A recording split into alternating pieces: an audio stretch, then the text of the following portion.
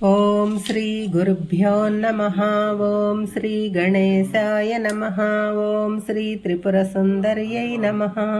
ఓం శ్రీ లలితా సహస్రనామార్ధ చంద్రిక. 469వ నామం. వామదేవి. అర్ధనారీశ్వరములో ఎడమ భాగమైన దేవి, సదాశివునిలో కారణ బీజంగా నిక్షిప్తమై ఉన్న సృష్టిని వ్యక్తపరుచున్నది వామదేవి. వామదేవిని అనాహత చక్రాధిష్టాన దేవతగా చెబుతారు. అత్యంత సుందరమైన దేవి. వయోవస్థా వివర్జిత. వయస్సుకు సంబంధించిన మార్పులు, అవస్థలు లేనిది. కాల సంబంధమైన జాగ్రత్త, స్వప్న, సుషుప్తావస్థలు కూడా అమ్మవారికి ఉండవు. ఆమె నిత్య చైతన్య స్వరూపురాలు. ఎప్పుడూ ఒకే విధమైన చెక్కు చెదరని యవ్వన సౌందర్యముతో ఉంటుంది. ఈమెను మణిపూర చక్రానికి అధిష్టాన దేవతగా చెబుతారు.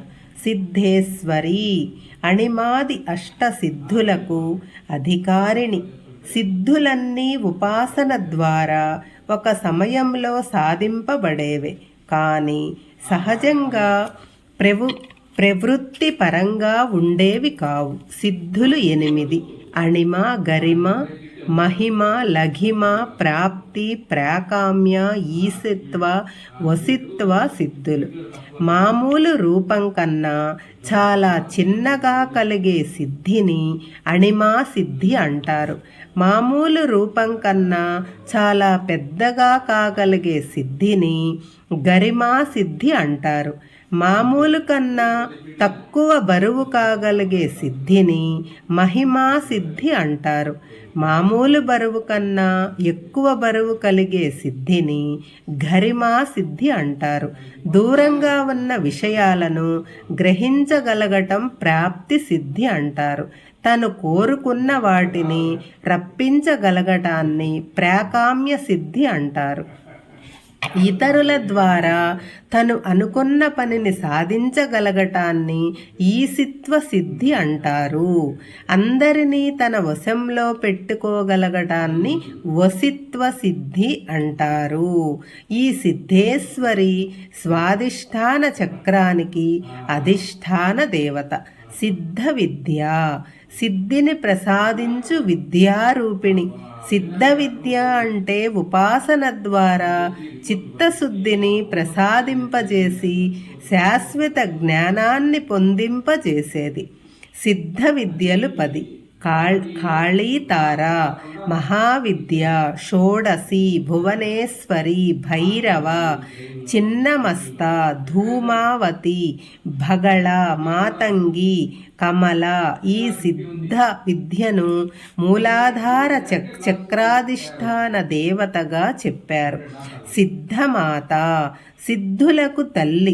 అపౌరుషేయ వేద జ్ఞానానికి సంబంధించిన విజ్ఞానాన్ని ఈ సిద్ధమాతానుగ్రహము వల్లనే తెలుసుకోవటానికి వీలవుతుంది.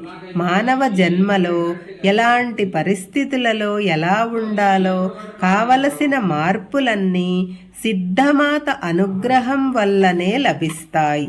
యశస్విని. పరమేశ్వరుని మనస్సుకు కారణమైన సృష్టి స్వరూపిణి. విశ్వాన్ని విస్తరింపజేయటంలో గోప్యంగా సూక్ష్మంగా ఉండే విశ్వేశ్వరుడిని బట్టబయలు చేసే అమ్మవారిని యశస్విని అంటారు. యశస్విని సహస్రార చక్రానికి అధిష్టాన దేవత. విశుద్ధి చక్ర నిలయ. విశుద్ధి చక్రమునందు నివసించున్నది. ఈ విశుద్ధి చక్రం ఆకాశతత్వానికి సంబంధించినది. విశుద్ధి చక్రము కంఠానికి కొద్దిగా క్రిందుగా ఉంటుంది. ఇది వాక్కుకు సంబంధించిన చక్రము. దీని అధిష్టాన దేవత పేరు వజ్రేశ్వరి. మన శరీరంలో చేసే పనులలో, చెప్పే విషయాలలోనూ, మనసులోనూ, భావాలలోనూ త్రికరణ శుద్ధి ఉంటే దేనిలోనైనా సిద్ధి చేకూరుతుంది. ఆ రక్తవర్ణములో ఉండునది విశుద్ధ చక్రము వద్ద ఉండే అధిష్టాన దేవత ఢాకినీ శక్తి. వాక్కు వ్యక్తమయ్యే ముందు గొంతులో ఘర్షణ జరుగుతుంది. ఘర్షణ వల్ల అగ్ని పుడుతుంది. ఆ అగ్ని ఎర్రగా ఉంటుంది. త్రిలోచన సోమ సూర్య అగ్నులను బుక్కు యజుర్ సామ వేదములను పగలు రాత్రి సంధ్యాకాలములను భూత భవిష్యత్తు వర్తమాన కాలములను సూచించు కన్నులు గలది.